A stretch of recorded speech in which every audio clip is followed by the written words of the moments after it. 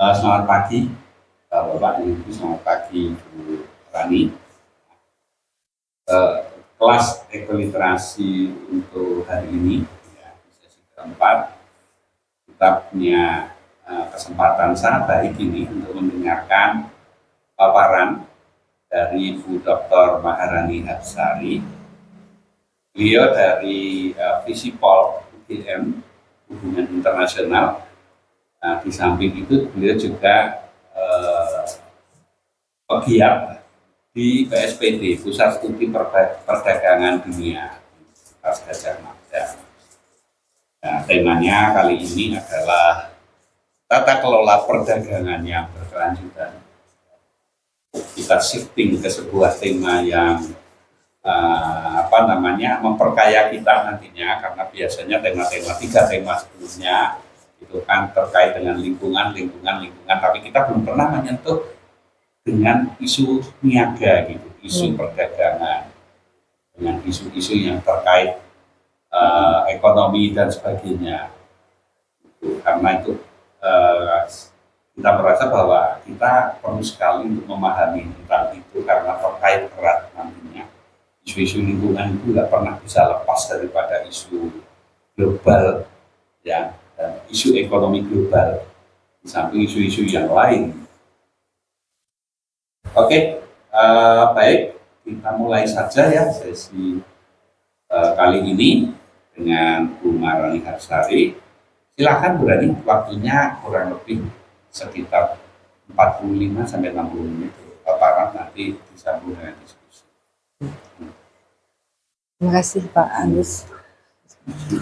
Assalamualaikum warahmatullahi wabarakatuh. Selamat pagi, salam bahagia dan salam sejahtera untuk kita semua. Pertama-tama saya ingin mengucapkan terima kasih terlebih dahulu kepada Pak Agus dan tentunya Prof. Chandra yang sudah mengundang saya di sini. Sungguh satu kebahagiaan bisa berbagi apa yang sudah saya pelajari ya selama beberapa tahun terakhir. Saya sehari-hari dosen di Departemen Ilmu Hubungan Internasional dan juga sejak tahun 2019 menjadi sekretaris eksekutif di Pusat Studi Perdagangan Dunia. Saya juga sedikit banyak berinteraksi dengan komunitas-komunitas pecinta lingkungan yang ada di Yogyakarta ini. Jadi kita dengan Pak Agus sudah cukup lama juga ya Pak ya bertemu, dan belakangan dengan Pak Chandra juga bergerak di lingkup ekonomi sirkular. Jadi ini satu kesempatan yang baik karena di komunitas di Bromongiland ini saya kira juga punya visi yang sama, bahwa kita ingin membayangkan sebuah dunia yang lebih baik, sebuah planet yang lebih baik untuk kita semua tinggali sampai dengan generasi-generasi yang mendatang. Topik yang akan saya bahas di hari ini adalah tata kelola perdagangan berkelanjutan, dan ada beberapa, setidaknya mungkin ada 5 hal yang nanti bisa kita diskusikan bersama.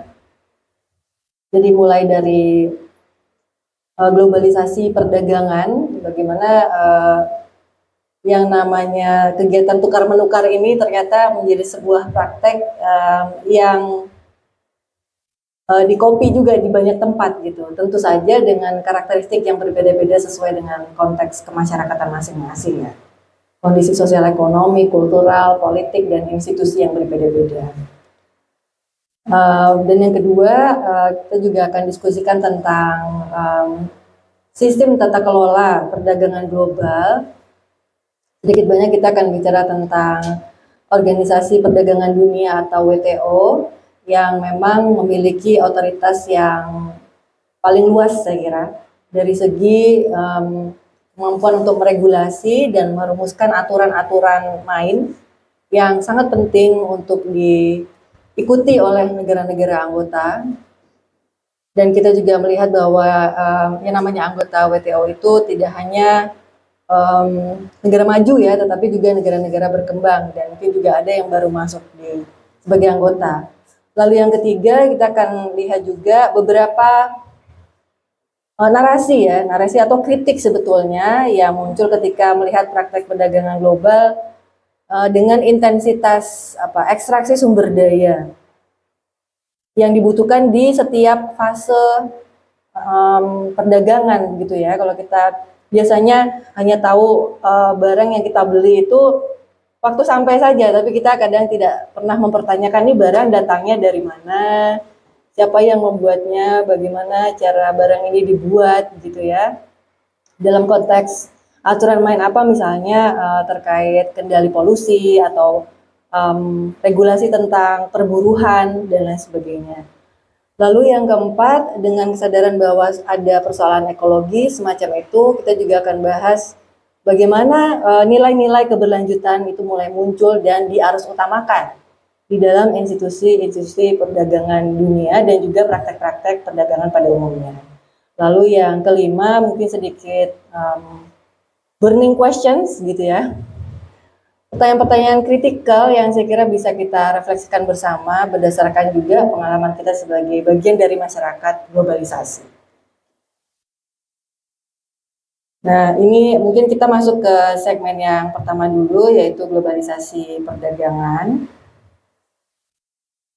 Sedikit banyak memang kita perlu juga merefer ke teori-teori ekonomi gitu ya, di mana ada pergeseran sebetulnya ketika kita bicara globalisasi. Pergeseran yang paling kentara adalah menurut kacamata saya dari closed loop jadi ekonomi yang sifatnya tertutup, yang tadinya itu sangat terbatas lingkupnya, menjadi ekonomi yang sifatnya terbuka, jadi dari closed loop ke open loop. Nah, mungkin kita bisa mencermati karakteristik dari dua sistem ekonomi ini. Yang pertama untuk closed loop sendiri, untuk barang dan jasa diproduksi secara lokal. Saya kira ini kita juga bisa melihat prakteknya. Barang-barang yang kita butuhkan sehari-hari gitu ya, terutama bahan-bahan pangan yang langsung diakses dan bahan-bahan yang segar, saya kira itu langsung dapat kita dapatkan di pasar yang lokal ya. Lalu juga distribusi berlangsung di lingkup yang terbatas, artinya jarak antara kita dengan penyedia layanan itu cenderung tidak terlalu jauh. Itu dalam ekonomi yang berbasis komunitas, saya kira hal ini menjadi sangat kentara. Nah, kalau kita bicara ekonomi, ini bukan hanya soal bagaimana barang dan jasa diproduksi atau didistribusikan ya, tetapi juga ada yang namanya residu. Residu dari proses-proses produksi, misalnya limbah gitu ya.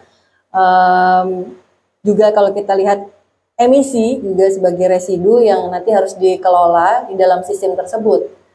Nah, di dalam sistem yang closed loop ini, aspek-aspek tersebut dikelola secara langsung oleh semua partisipan yang terlibat di dalamnya, jadi relatif lebih mudah ya untuk mengelolanya. Lalu hubungan antara produsen dan konsumen juga bersifat personal dan langsung. Kita tahu gitu siapa yang memproduksi makanan kita ya. Kita punya interaksi sosial yang secara langsung juga antara satu sama lain. Nah, tapi yang open loop ini mengubah karakteristik ekonomi lokal secara transformatif. Mungkin kalau kita melihat rentang sejarah yang panjang itu Bapak, Ibu, dan kolega sekalian pernah mendengar istilah Industrial Revolution ya, atau revolusi industri. Saya kira memang jangka waktunya sangat panjang gitu ya. Sudah ratusan tahun yang lalu, tetapi di situ kita mulai berinteraksi dengan konsep modernisasi, ya, modernisasi, mekanisasi saya kira ya, dan tentunya industrialisasi, di mana kapasitas sistem sosial untuk memproduksi yang namanya barang dan jasa itu mengalami multiplikasi. Ya, jadi karena ada teknologi, injeksi teknologi yang sangat intens, yang tadinya bisa dikerjakan, tidak bisa dikerjakan oleh satu orang saja, sekarang bisa dikerjakan oleh satu orang saja karena ada mesin. Jadi kita bayangkan seperti apa intensitas produksi itu berjalan, dan ternyata itu menciptakan surplus ya di dalam masyarakat. Tadinya kalau kita bayangkan yang closed loop ini cenderung kita namanya mungkin swadaya gitu ya. atau swakelola dari sumber daya yang ada, kita cukup di dalam saja. Tetapi karena ada surplus, kalau di dalam konteksnya open loop ini, surplus itu lalu dikemanakan, ya kan? Surplus itu akhirnya dilempar keluar sistem itu. Nah, disitulah mungkin kita bisa bicara lebih intens tentang pentingnya perdagangan. Kalau di level internasional sendiri sama juga, jadi dulu ada kecenderungan negara-negara itu lebih banyak memproduksi untuk dirinya sendiri. Jadi self-sufficiency atau yang kita sebut sebagai ketahanan atau ketangguhan ekonomi itu sangat didukung oleh kapasitas negara untuk bisa memproduksi semua yang dibutuhkan sendiri. Dan kalau di dalam teori-teori HI itu ada pendekatan yang namanya merkantilisme. Jadi itu juga termasuk bagaimana cara pemerintah kiranya memandang sistem ini dan membuat satu pola-pola regulasi yang bisa mendorong produksi barang dan jasa itu diorientasikan untuk domestik terlebih dahulu. Jadi sebisa mungkin juga kalaupun ekspor gitu, sebisa mungkin tidak impor dari luar, gitu ya. Tetapi kalau bisa ekspor lebih baik. Nah, tetapi ini sistem ini memberikan kelemahan karena kemudian karena kecenderungannya untuk membatasi impor, jadi ada tekanan itu dari negara-negara lain itu. Kenapa kok kami nggak boleh masuk ke pasar Anda gitu kan? Kami juga mau masuk ke sana gitu. Kami juga punya surplus. Jadi kita kemudian membayangkan situasi di mana negara-negara ini sama-sama punya surplus. Nah, bagaimana mengelola surplus di antara berbagai negara ini? Akhirnya harus ada pembicaraan, diskusi, dan mulailah yang namanya kita bicara tentang perundingan perdagangan di berbagai level. Jadi yang kita bayangkan kemudian negara-negara mulai sedikit demi sedikit membuka pintu untuk transaksi lebih luas, distribusi, bahkan membangun pabrik gitu ya. Kita mulai lihat yang namanya foreign direct investment (FDI) gitu ya, investasi asing itu mulai masuk dan menjadi kosakata yang sehari-hari gitu ya dalam ekonomi politik global. Nah, pada saat yang sama ketika kita melihat barang dan jasa diproduksi melintas batas teritori fisik, lalu distribusi juga berlaku di lingkup transnasional, kemudian kita juga menghadapi tadi residu tadi ya. Residu tadi ternyata juga ikut menyebar gitu. Jadi kita agak sulit juga ya untuk membatasi dampak. Kita mulai bisa melihat di sini akar-akar krisis ekologi yang ada sekarang ini secara sistem, karena ketika kita setuju membuka pasar, berarti kita juga setuju membiarkan sejumlah aspek-aspek atau implikasi lingkungan itu juga menyebar ke wilayah yang lain. Nah, itu kemudian nanti akan menimbulkan pertanyaan siapa yang akan mengelola ekses ini. Ya. Nah, hubungan produsen dan konsumen bersifat impersonal dan sangat transaksional gitu ya. Basisnya itu pasti kontrak karena kan interaksi misalnya antara Indonesia dengan Uni Eropa gitu ya. Kita ekspor banyak sekali produk-produk komoditas agrikultur dan juga industri kayu dan lain sebagainya. Ada pasti persyaratan-persyaratan ya, yang harus dipenuhi oleh produsen-produsen dari Indonesia supaya bisa masuk ke pasar internasional.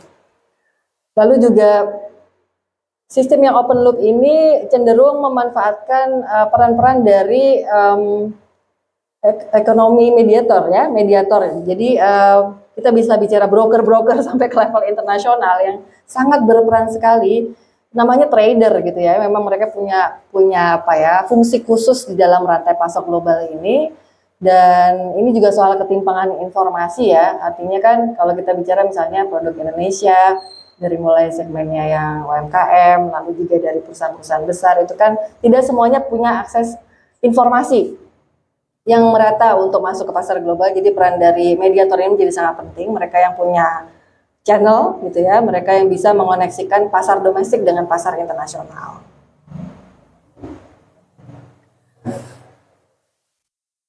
Nah, di mekanisme yang open loop ekonomi ini saya mengambil contoh dari sektor pertanian. Eh, Kalau dilihat simbolnya di situ ada traktor ya, dan bentuk apa namanya, bentuk lahan sendiri, lanskapnya itu sangat khas industrial ya. Walaupun kita bicara misalnya industri di level rural gitu ya, tapi kalau dilihat bentuknya ini memang ya sangat ya, berorientasi pada produksi yang massal. Dan itu karakteristik dari open loop economy. Jadi konsep penting saya kira yang dipelajari adalah bisa kita kembangkan untuk riset lebih lanjut itu memahami aspek-aspek teknikal dan juga tata kelola dari namanya rantai komoditas. Jadi kalau kita bicara perdagangan, tentu saja kita bicara perdagangan komoditas, dan ini terkait dengan proses yang berhubungan dengan produksi barang dan jasa, dari mulai manufaktur, konsumsi, desain, retail, marketing, ya, sampai dengan advertising dan juga sistem pembuangannya. Nah, nanti juga ada perdebatan sebetulnya dari sisi rantai komoditas ini. Rantai komoditas ini bentuknya seperti apa? Apakah linear atau sirkular gitu ya? Ini yang tidak kita bicarakan juga ya, Mas Chandra ya. Kita lihat bagaimana di sektor pertanian misalnya,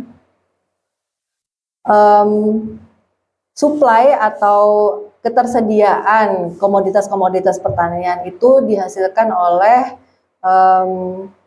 misalnya perkebunan ya, atau peternakan-peternakan yang memiliki skala produksi tertentu sehingga bisa menghasilkan surplus ya, lalu dibawa ke industri, bisa juga diolah menjadi produk-produk olahan alih-alih barang mentah saja gitu ya, masuk ke distributor, dan distributor ini juga bisa berjenjang juga kalau kita membayangkan proses perdagangan internasional yang multi skala. Itu hubungan antara distributor yang di level lokal dengan distributor yang di level internasional menjadi sangat penting sebelum akhirnya masuk ke dalam retail gitu, institusi retail dan sampai kepada customer dimanapun berada. Nah, kalau kita bicara rantai komoditas ini sangat subjektif, tergantung bagaimana kita melihatnya. Karena di tengah-tengah itu sebenarnya banyak sekali, dan itulah yang memberikan insentif bagi para pelaku ekonomi untuk terlibat langsung di dalam rantai komoditas. Misalnya kalau untuk produk-produk agrikultur seperti ini, kalau misalnya jual ayam potong, hanya dijual ayam potongnya saja sama ayam potong sudah di packaging, sama ayam potong sudah dipotongi, itu akan berbeda. Jadi ya namanya perdagangan itu memang value added-nya dari bagaimana kita menciptakan nilai dari jasa yang baru yang bisa dimasukkan di dalam rantai ini. Meskipun rantainya sudah panjang, tetapi mungkin masih bisa diselip-selipkan jasa-jasa atau barang-barang tambahan gitu. Jadi itu logik akumulasi di dalam rantai pasok. Nah, kita bayangkan untuk produk-produk bahkan untuk misalnya handphone yang kita pakai ya, komputer dan lain sebagainya, pakaian dan lain sebagainya, itu banyak sekali kemudian muncul segmen-segmen rantai komoditas yang baru.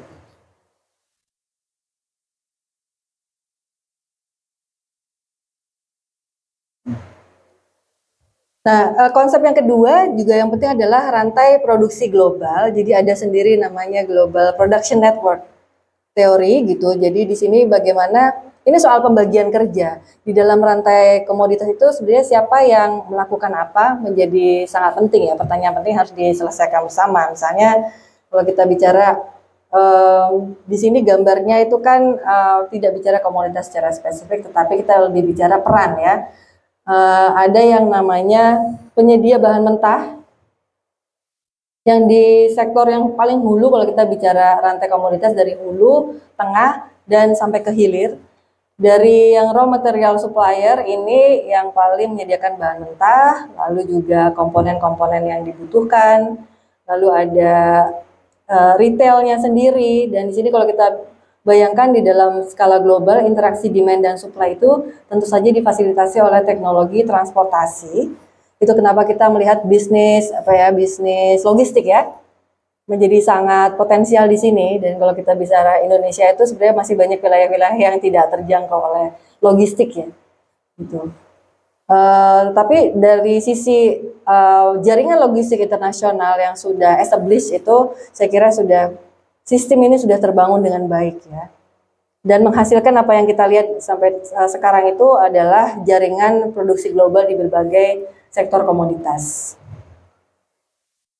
Nah, kita juga bisa melihat pembagian kerja ini apakah suatu hal yang kemudian ditentukan secara sepihak? Tentu saja tidak, ya. Misalnya di kasus Indonesia dengan nikel itu kan kita juga ada negosiasi politiknya juga, itu bisa sampai keras sekali gitu ya.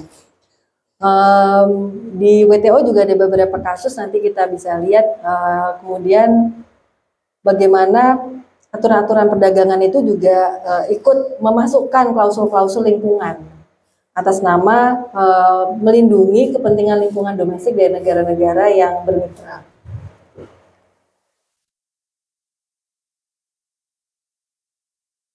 Nah, kita masuk ke segmen yang kedua, yaitu yang terkait dengan tata kelola perdagangan global. Lebih banyak bicara tentang bagaimana yang namanya aturan perdagangan ini dilembagakan di berbagai level. Jadi mungkin yang paling otoritatif itu adalah di level antar pemerintah, ya kita sebut dengan institusi perdagangan global atau multilateral, yang rumah besarnya itu ada di WTO. Tadinya namanya GATT, kemudian dari hasil perundingan-perundingan diganti menjadi WTO di pertengahan tahun 90-an gitu. Berbasis di Jenewa, dan ini merupakan institusi terbesar yang mengelola perdagangan internasional. Tetapi selain di WTO juga negara-negara itu tetap melakukan rundingan dagang sendiri gitu ya di level bilateral. Misalnya kita dengan Australia ya, IACPA ya, kita dengan EU. Jadi CEPA itu Comprehensive Economic Partnership Agreement ya. Terus misalnya dengan Jepang kita punya IJPA. Nah, semuanya klausul-klausul itu meskipun kita ikut aturan WTO, tetapi kita juga bikin klausul-klausul terpisah, itu supaya menjaga trust di antara hubungan bilateral kita dengan negara-negara yang lain, sesuai dengan kepentingan kita dan arah kepentingan nasional. Lalu yang ketiga, perjanjian yang di level regional, dari mulai Mercosur yang di Amerika Latin, lalu Amerika Utara itu NAFTA, lalu AFTA ya Asia, lalu ada CAFTA juga, dan PICTA sampai ke Uni Eropa sendiri ya. Jadi kita melihat berbagai interaksi antara yang paling multilateral sampai dengan yang bilateral dan yang regional. Untuk di WTO sendiri, saat ini ada 164 negara anggota dengan porsi sudah 98% perdagangan global. Jadi sudah ya hampir lengkap lah. Sementara itu ada negara-negara juga yang masih menegosiasikan keanggotaannya. Nah, apa yang diatur terutama di dalam WTO ini, setidaknya ada rundingan-rundingan perdagangan barang, bagaimana menegosiasikan tarif sehingga tarif itu bisa serendah mungkin. Dan slogannya adalah free trade ya, perdagangan bebas. Jadi bagaimana supaya barang itu jangan sampai terhambat masuknya, karena kalau dari perspektif perdagangan bebas itu sangat penting melihat akses barang dan jasa ini sebagai bagian dari memenuhi kebutuhan mendasar masyarakat global. Jadi sangat berbasis pada, sangat percaya kepada kemampuan pasar untuk menyeimbangkan di mana sebetulnya wilayah-wilayah yang kekurangan pasokan pangan misalnya, gitu ya, di mana yang lagi surplus. Jadi bagaimana di wilayah yang surplus ini bisa mengalir ke wilayah yang defisit. Kalau misalnya pemerintah melakukan hambatan-hambatan tarif, tentu saja akan membuat harga barang lebih mahal lagi. Dan itu bisa jadi tidak menguntungkan bagi konsumen, begitu ya. Lalu yang kedua, barang perdagangan jasa, ini saya kira sektornya juga cukup banyak, misalnya bank, asuransi, telekomunikasi, pariwisata, dan lain sebagainya. Juga dengan visi yang sama untuk mendorong keterbukaan pasar dan juga kompetisi. Artinya kompetisi ini dipahami sebagai, kalau misalnya kita punya teknologi yang baik, teknologi itu harusnya bisa diakses oleh semua orang. Itu adalah benefit dari masyarakat modern. Jadi harusnya benefit ini bisa dinikmati oleh masyarakat luas ya. Siapa yang bisa berkompetisi menghasilkan teknologi terbaik dengan harga yang paling rendah, dialah yang akan menang di pasaran. Mungkin kita juga bisa mengamati secara langsung dan gitu juga mengalami ya gitu ya. Kita selalu cari barang yang murah tapi kualitas bagus, teknologinya paling canggih, kan maunya seperti itu. Lalu ada juga yang satu lagi yang sekarang ini juga menjadi satu isu yang sangat politis, soal hak kekayaan intelektual. Jadi alih-alih kita bicara soal barang yang udah jadi gitu ya, kayak gini gitu ya, terus atau jasanya, tapi dia sebetulnya lebih fundamental dari itu. Kalau kita bicara obat-obatan misalnya ya, obat-obatan itu kan paten ya. Nah, paten itu kan membuat aksesnya menjadi sangat eksklusif. Dia bukan lagi, kalau dalam teori public goods itu, dia bukan common goods gitu ya. Common goods itu artinya yang bisa diakses semua orang di planet ini tanpa harus membayar, karena itu adalah milik bumi gitu ya. Kalau yang namanya private goods atau public goods itu sudah mengalami pengelolaan yang berbeda. Kalau yang public goods itu cenderungnya adalah melibatkan peran dari pemerintah. Misalnya pendidikan itu kan public goods ya, harusnya itu adalah pemerintah memberikan atau investasi dan membuat regulasi yang pas bagaimana mengalokasikan sumber daya pendidikan. Tapi kalau private goods kecenderungannya sifatnya sangat eksklusif. Jadi perlu ada akses terhadap moneter misalnya, kita untuk beli obat kan harus ada uangnya gitu ya. Atau kalau misalnya kita tidak bayar sendiri, kita disubsidi oleh pemerintah. Ya, asuransi. Nah, hak kekayaan intelektual ini kemudian menjadi satu ranah baru ya, yang sangat penting kalau kita bicara perdagangan internasional ya. Saya kira di universitas kan pasti kita juga sangat aware ya Pak Chandra dan Pak Agus itu soal kalau kita memproduksi artikel, jurnal dan lain sebagainya itu nanti tidak selalu open access. Ya, saya bahkan pernah publish book chapter, tapi juga saya waktu mau akses itu bayar loh, gitu. Jadi ini namanya ini adalah satu fenomena yang perlu kita kritisi bersama. Bagaimana ilmu pengetahuan itu bukan lagi ternyata common goods gitu ya. Karena kalau membuka artikelnya siapa, mau belajar tentang apa, bayar. Gitu. Dan bayarnya juga bisa mahal sekali. Nah, itu tapi bagi yang pro perdagangan atau free trade itu penting gitu, karena setiap inventor itu harus dilindungi hak-haknya atas hasil ciptaannya. Tetapi ada beberapa kontradiksi ketika invensi itu, inovasi itu adalah bagian dari kebutuhan masyarakat yang sangat mendasar. Bagaimana kita harus memosisikan diri gitu ya antara perlindungan haki dengan perlindungan masyarakat yang lebih luas. Fungsi WTO antara lain adalah mengelola perjanjian perdagangan, lalu juga menyelenggarakan forum-forum negosiasi perdagangan, mengelola kalau ada sengketa dagang, lalu juga memonitor kebijakan perdagangan negara anggota. Kalau misalnya soal tarif ada yang terlalu tinggi, nanti akan muncul notifikasi gitu ya, dan bisa juga kalau tarif terlalu tinggi atau ada hambatan-hambatan perdagangan, negara juga bisa dituntut melalui WTO. Lalu WTO juga karena sedang terus membangun sistem ini, salah satu bagiannya adalah memberikan asistensi teknis. Karena banyak sekali istilah-istilah perdagangan internasional itu sangat teknis yang perlu yang namanya dalam tanda kutip itu expert ya. Saking sulitnya membahas itu teknis perdagangan itu, kalau nggak memang mendedikasikan untuk belajar akan cukup sulit ya. Lalu juga bagaimana memfasilitasi kerjasama dengan organisasi internasional yang lain dalam lingkup terutama PBB. Maaf ini sangat kecil sekali tulisannya, tapi kira-kira kalau kita lihat struktur dari WTO itu yang paling tinggi adalah Ministerial Conference yang berlangsung setiap 2 tahun sekali.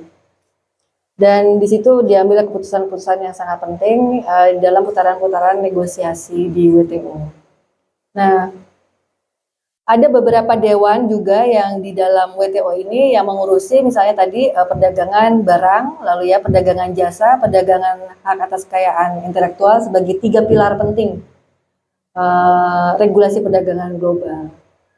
Lalu juga ada komite yang mengurusi negosiasi-negosiasi perdagangan sendiri, termasuk sudah ada juga komite tentang trade and environment, perdagangan dan lingkungan di situ. Lalu ada komite tentang perdagangan dan pembangunan. Komite tentang yang mengurusi hubungan-hubungan dengan negara-negara yang masih awal industrialisasinya ya, dan sampai dengan aspek-aspek sekretariatan yang ada di dalam WTO tersebut. Nah, sejauh mana WTO ini sebenarnya cukup terbuka untuk yang non-state actor ya. Kalau dari pengalaman saya sendiri di PSPD, karena di PSPD itu bagian dari yang namanya WTO Chair Program. Jadi kami mendapatkan kesempatan itu setiap tahun untuk datang ke Jenewa dan menjadi bagian dari yang namanya WTO Public Forum. Dan di situ ada banyak sekali sesi-sesi diskusi tentang isu-isu terkini yang dianggap penting oleh semua negara anggota WTO yang diorganisasikan berdasarkan panel-panel yang mirip semacam konferensi internasional.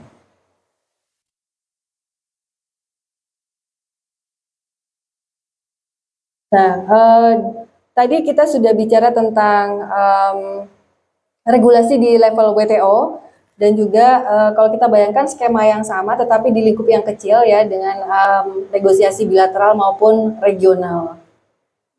Mungkin kalau di perdagangan yang diinisiasi oleh aktor-aktor negara sudah ada istilah-istilah khusus juga, misalnya B2B ya, business to business ya, ada B2C, business to customer gitu ya, dan lain sebagainya. Itu kayaknya kalau yang untuk e-commerce nanti kita bisa lihat, saya tidak terlalu membicarakan yang e-commerce ya, saya lebih bicarakan yang barang gitu ya. Tapi kalau e-commerce saya kira jauh lebih kompleks dan Indonesia sendiri itu punya agenda penting untuk memiliki kapasitas teknis sebenarnya memahami seperti apa ini e-commerce ini gitu. Dan expert untuk memahami misalnya hukum dagang terkait dengan e-commerce itu masih sedikit sekali, atau politik perdagangan e-commerce itu cukup kesulitan kami mendapatkan ahlinya ya. Walaupun dari segi teknis kita punya penguasaan teknologi yang baik ya. Indonesia saya kira sangat capable. Tapi gimana mengurusi governance-nya ini sehingga bisa berpihak ke kepentingan Indonesia. Lalu kita mulai masuk mungkin ke aspek-aspek dampak ekologis bahwa pola-pola perdagangan di berbagai skala ini dan intensitas globalisasi membawa banyak sekali perubahan sosial ya, perubahan dari dua sisi sebenarnya, perubahan dari sisi basis material masyarakat kita. Yang kedua ini adalah basis institusi, mungkin kalau kita bilang apa ya, ini basis berpikir atau paradigmanya adalah konsumerisme gitu ya. Misalnya kita bilang ada jejak ekologis, ada istilah khusus bahkan, dan ada satu ilmu pengetahuan khusus mengenai ecological footprints. Sudah ada disiplinnya sendiri khusus gitu.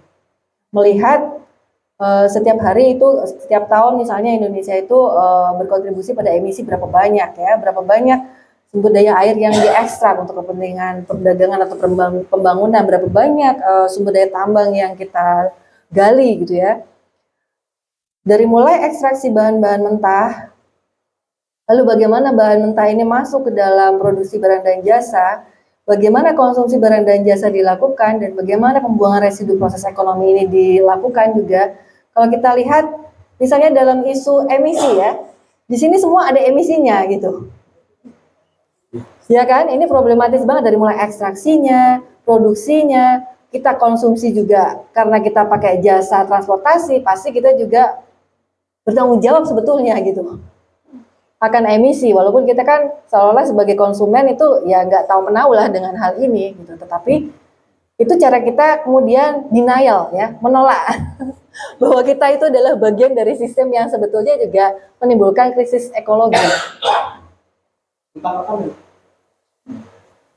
Jadi kita perlu melihat ada basis material juga dari krisis ekologi ini dan ada basis paradigmanya begitu. Nanti mungkin yang menjadi satu kritisi bagi kita semua di forum ini adalah bagaimana kita melihat diri kita di sini ya, peran sosial. Itu jadi saya menaruh di sini ada 3 elemen konsumerisme yang penting, yaitu consumer culture, bagaimana kita begitu percaya bahwa cara kita untuk bisa mempertahankan eksistensi masyarakat adalah dengan mempertahankan konsumsi. Gitu. Jadi itu sudah jadi bagian identitas kita sehari-hari gitu ya. Kita mau jadi apa, misalnya jadi dosen, jadi profesional, politisi, birokrat dan lain sebagainya, tapi kita pada dasarnya itu sebenarnya identitas kita tuh konsumen semua gitu. Lalu consumer society. Jadi kalau kita bicara society pasti kita bicara konsumen dengan berbagai karakteristiknya ya. Ada orang-orang yang ya kalau beli barang ya cukup yang biasa saja. Ada yang harus branded misalnya. Nah, itu kemudian menimbulkan lagi diferensiasi di dalamnya atau perbedaan-perbedaan cara kelola perdagangan. Lalu juga ada yang namanya hak-hak konsumen. Di Indonesia kita punya misalnya Yayasan Lembaga Konsumen Indonesia, YLKI, ya. Di situ sangat mementingkan bagaimana produk-produk yang dikonsumsi oleh konsumen itu tidak menimbulkan ekses terhadap pembeli, ya, misalnya nanti menimbulkan dampak kesehatan dan lain sebagainya, ya. Lalu kita bicara juga satu konsep yang banyak didiskusikan, ini kalau di kalangan akademi disebutnya adalah surga polusi. Surga tapi kok polusi gitu ya, jadinya agak gimana kita membayangkan surga polusi. Tapi ini surga bagi kelompok tertentu begitu kan, karena istilah lainnya adalah race to the bottom, berlomba-lomba ke bawah gitu ya. Kalau kita lihat di sini ada orang sedang mendorong troli untuk memindahkan pabrik. Sebenarnya ini sedang berusaha untuk memahami bagaimana relokasi industri terjadi. Intinya adalah relokasi industri. Kayaknya habis ininya. Pak Agus boleh pinjam ya Pak? Oh bisa Pak? Ya. Bisa. Tadi kepencet kayaknya. Jadi kalau kita lihat gambar ini, isu utama adalah relokasi industri. Jadi kenapa kemudian orang ribut ya? Kok perusahaan otomotif pindah dari Indonesia ke Vietnam? Perusahaan sepatu pindah dari Tangerang gitu ya ke mana gitu di Asia Tenggara, ke Laos atau kemana? Nah, penjelasannya adalah ketika satu negara atau perusahaan mencari lokasi produksi di luar lingkup wilayah operasinya, mereka cenderung mencari wilayah-wilayah yang standar lingkungannya itu rendah. Kenapa kalau standar lingkungannya rendah itu lebih baik bagi industri? Karena tidak perlu membayar biaya-biaya lingkungan. Bisnis as usual saja sudah cukup. Karena kalau misalnya harus milih membayar biaya regulasi atau profit, ya pasti profit pilihannya, begitu ya. Jadi pollution haven ini memang sangat tricky sekali. Kita harus bisa melihat kondisi-kondisi apa gitu ya. Misalnya gaji buruh di Indonesia naik, buruhnya senang, tapi bahaya karena nanti malah pabriknya pindah ke tempat yang lain begitu. Jadi kita selalu berada di dalam dilema strategis ini gitu ya, yang tidak mudah sekali menjawabnya. Makanya kalau kayak kami di Pusat Studi Perdagangan atau Divisi Pol tugasnya adalah memahami konteks ketergantungan ini, ketergantungan keputusan bahwa kita mau mengakomodasi demand dari buruh untuk naik gaji. Tentu saja kita ingin membayangkan buruh kita tidak UMR-nya jangan segitu terus. Kita kan maunya naik terus gitu. Tapi harus ada negosiasi dengan industri juga. Dan karena logika yang ada adalah logika kompetisi internasional, kita juga berhadapan dengan negara lain yang siap untuk menggaji buruhnya serendah-rendahnya. Sampai kadang kalau misalnya pergi ke toko itu gak masuk akal, ini kok barang bisa dijual harga 5.000 tuh buruhnya dibayar berapa gitu. Kondisi kerjanya kayak apa mereka di sana? Dibayarnya berdasarkan kontrak atau tidak gitu. Dibayarnya harian atau mingguan atau bulanan, dapat cuti apa enggak, dapat asuransi atau enggak gitu ya, dapat tunjangan kesejahteraan atau tidak. Jadi itu ya di sisi antara lingkungan dan sosial, jadi mulai kita melihat di sini keterkaitan yang sangat erat. Karena kalau kita bisa bicara lingkungan, nggak bisa terlepas dari masyarakat sosialnya. Lalu satu konsep yang penting juga eksternalitas ya. Tadi misalnya harga barang 5.000 gitu ya. Ini yang tidak dihitung dalam harga barang itu apa saja gitu ya. Mungkin kalau kita mau latihan ya di rumah ambil satu barang, terus kita mungkin bisa menulis gitu ya, melis sendiri. Kira-kira harga yang tidak dihitung dari barang yang saya beli ini apa ya? Jangan-jangan panjang sekali gitu. Itu baru satu barang saja, dan itu dilakukan oleh kita sebagai konsumen ya. Tetapi kalau kita lihat, ini adalah logika pengambilan kebijakan.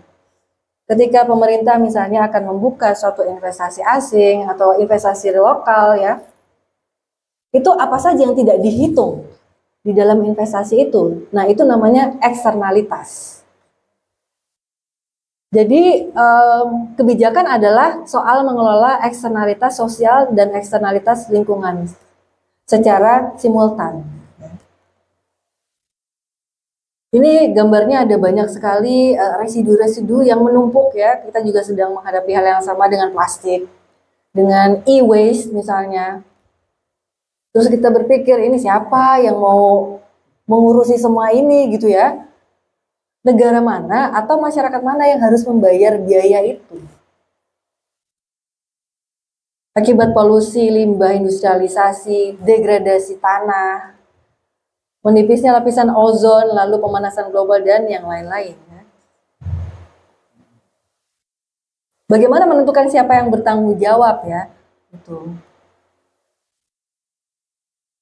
Lalu kita melihat juga di level global ini ya, kalau kita bicara tentang tanggung jawab itu susah banget menentukan siapa yang paling bertanggung jawab gitu. Ya pada dasarnya semua bertanggung jawab gitu, tapi porsi untuk mengemban tanggung jawab itu sebagai suatu kewajiban, ya. Entah itu harus produksi green teknologi, ya atau sampai memberikan kompensasi kepada masyarakat terdampak gitu. Saya kira ini masih agenda yang harus kita dorong terus begitu ya. Kita lihat interaksi di antara kawasan benua sendiri itu sangat kompleks. Jadi kalau di ujung ini ada beberapa komoditas misalnya pulp and paper, terus ada juga daging, ya kayu, minyak sawit dan kedelai begitu ya. Kalau kita lihat di sini interaksinya dengan emisi emisi CO2 ya. Emisi CO2 itu jadi ada di semua tempat gitu. Gimana cara kita misalnya menugaskan kepada India ya? Atau Indonesia tugasnya apa di dalam sini? Gitu. Agak sulit dan kecenderungannya karena ini logikanya logika game teori gitu ya. Akan cenderungnya memang ya sudah saya nggak usah aja lah gitu. Sebisa mungkin menunda ya. Menunda partisipasi gitu ya, menunda kontribusi dan lain sebagainya. Jadi kita kan punya negosiasi lingkungan, tetapi problemnya adalah ya sulit sekali untuk bisa memenuhi semua itu. Ini kajian dari Whitman dan Lenzen itu mungkin merangkum sedikit banyak gambaran bahwa 10-70% dampak lingkungan dan sosial sistem ekonomi global itu ada di dalam proses yang namanya perdagangan internasional. Dari mulai penggunaan air hujan, air tanah gitu ya, lalu polusi sampai dengan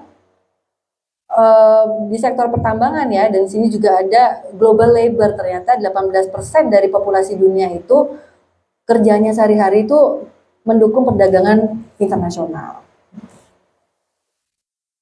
Jadi kita sangat tergantung kepada perdagangan internasional sebetulnya ya.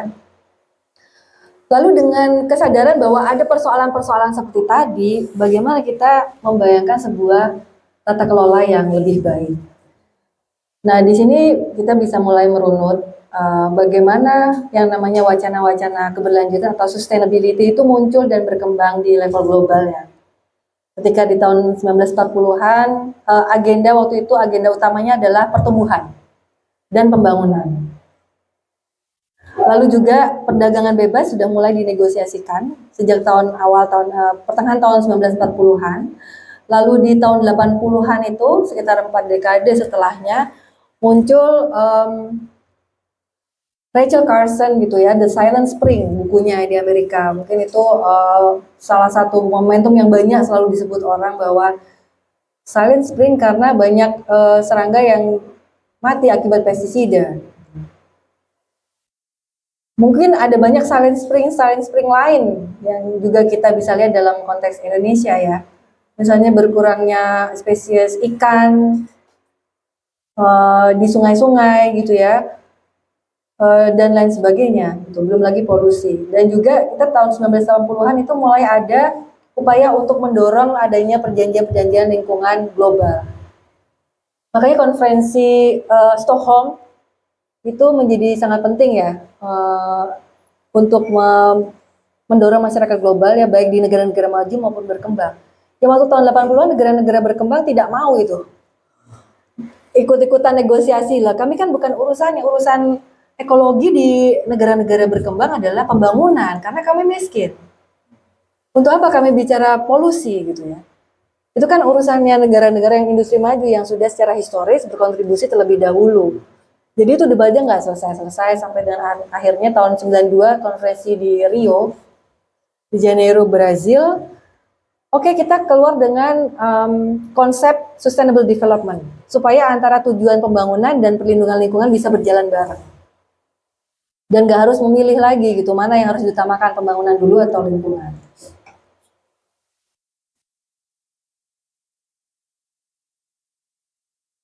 Nah, di sini di dalam lini masa ini kita bisa melihat sudah banyak sekali konvensi-konvensi internasional atau perjanjian-perjanjian lingkungan internasional yang dinegosiasikan sejak tahun 1971. Dari mulai yang Ramsar Convention ini tentang perlindungan gambut gitu ya, sampai dengan tahun 2013 itu Minamata Convention on Mercury. Kalau yang climate change di sini tempatnya. Ini ada kerangka konvensi PBB untuk perubahan iklim tahun 92 ya, yang kemudian dilembagakan dalam bentuk protokol Kyoto. Dan kemarin yang terakhir kan Paris Agreement, tahun 2015 kemarin. Jadi semua orang sekarang kira-kira patokannya Paris Agreement. Termasuk net zero transition dan sebagainya, zero waste, net carbon emission ya. Dan tahun 89 ini sudah ada Basel Convention yang mengendalikan misalnya pergerakan transnasional gitu ya. Limbah-limbah berbahaya itu udah ada dari tahun 89 sebenarnya. Yang kita bicarakan sekarang sebagai plastik yang berbahaya gitu ya, limbah biokimia dan lain sebagainya, regulasinya udah ada sejak tahun 80-an. Jadi untuk cantolan-cantolan regulasi atau perjanjian internasional sudah ada, tinggal bagaimana mengimplementasikannya. Ini tahun 92 juga sudah ada konvensi keanekaragaman hayati. Nah, bagaimana konteks di WTO sendiri? WTO sendiri kan bukan organisasi lingkungan, dia adalah organisasi perdagangan gitu. Jadi urusan-urusan lingkungan kalau di level internasional itu banyak diurusin sama UNEP, United Nations Environment Program. Itu pun fungsinya tidak terlalu otoritatif karena sebagai sebuah badan PBB dia tuh budgetnya sedikit sekali. Sama mungkin kayak dinas lingkungan. Jadi ini kan logikanya sama gitu ya. Ternyata di sektoral itu juga ada gitu di level global, bukan hanya di level nasional saja, itu sama. Jadi yang bisa dilakukan apa? Kalau ini memang sistemnya adalah sistem yang untuk perdagangan, berarti kita harus mainstreaming ya. Kalau boleh buat ini ya udah kita pengaruh utamaan lagi yang bisa kita lakukan gitu ya. Tapi di dalam WTO, negara-negara anggota boleh membuat aturan domestik dengan justifikasi melindungi kepentingan lingkungan domestiknya. Asal itu bisa dijustifikasi jika ada tuntutan-tuntutan dari negara mitra. Ya, misalnya kita mau melarang produk dari negara mana itu karena dia akan berdampak pada polusi ini, ya, atau berdampak pada menurunnya hajat hidup konsumen. Kita boleh membuat regulasi itu asal kita punya justifikasi yang kuat dan bisa membela diri, gitu ya.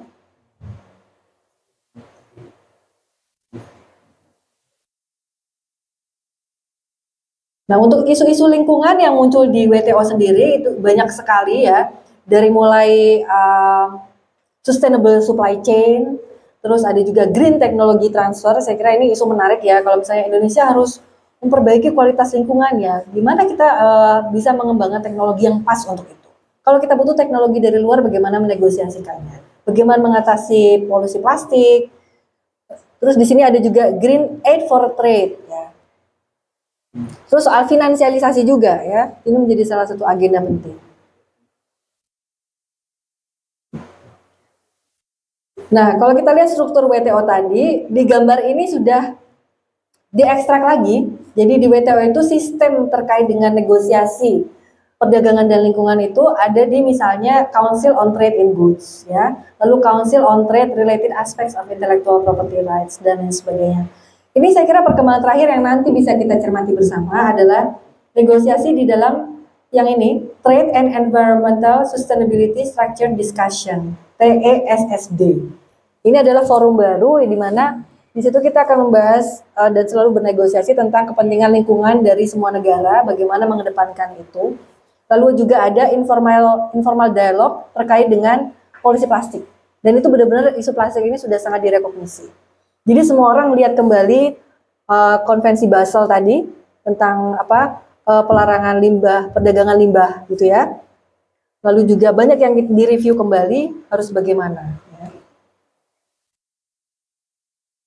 Lalu siapa aktor-aktor internasional yang terlibat dalam tautan antara perdagangan dan lingkungan ini adalah ada yang namanya UNCTAD ya. UNCTAD itu adalah United Nations Conference on Trade and Development, itu biasanya mengurusi kepentingan-kepentingan negara berkembang secara khusus.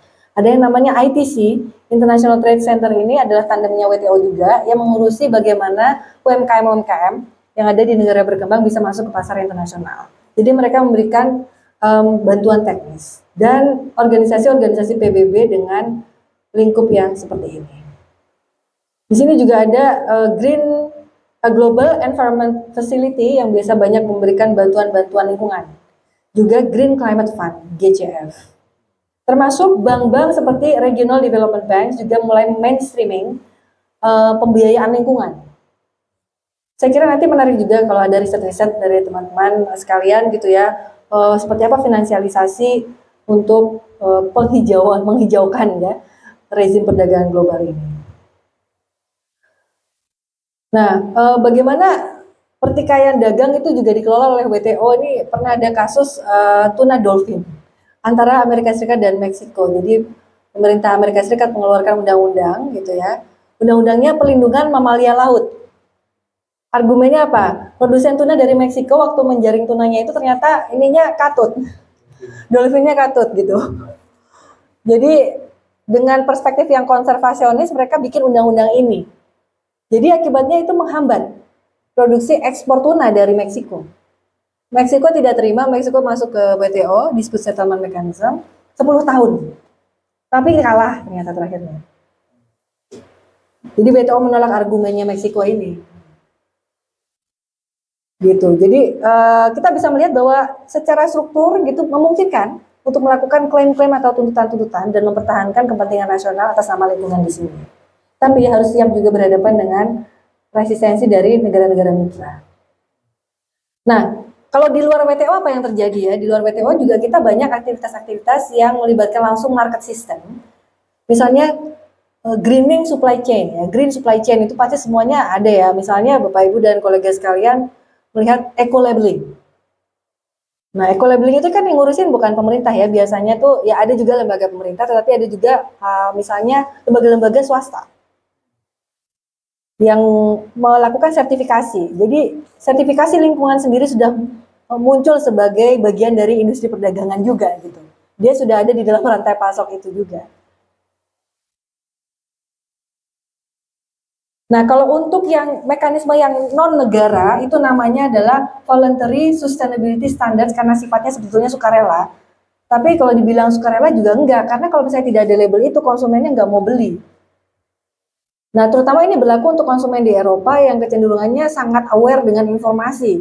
Misalnya ada label palm oil ya, itu mereka juga udah nggak mau beli gitu. Cukup dilabelin begitu saja. Jadi kita ini politik luar biasa ya, cara mengomunikasikan komitmen dan klaim sustainability itu sangat politis sekali.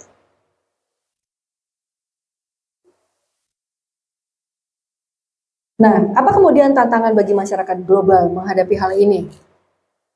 Meskipun kita tahu ini semua atas nama lingkungan, tetapi ini adalah lingkungan yang sifatnya subjektif. Lingkungan dari perspektif siapa dulu? Dari perspektif negara majukah? Atau dari perspektif negara berkembang gitu ya? Bagaimana misalnya Afrika menjadi dumping site gitu ya? Pembuangan sampah gitu negara-negara maju. Jangan-jangan Indonesia juga. Terus kalau kita bicara ini ketimpangan global ya, bagaimana kita mengelola jejak ekologis ya dan biocapacity. Jadi ada yang defisit, yang merah-merah itu yang defisit. Jadi antara ecological footprint dengan biocapacity-nya nggak nyambung. Yang masih hijau-hijau ini kira-kira masih bisa menyeimbangkan antara ekstraksi dengan konservasi. Gitu ya. Lalu kita lihat juga negara-negara mana yang ternyata adalah pengekspor bersih untuk sampah plastik. Ada Jepang, gitu ya, ada Amerika, ada Prancis, Belgia, ada Sweden.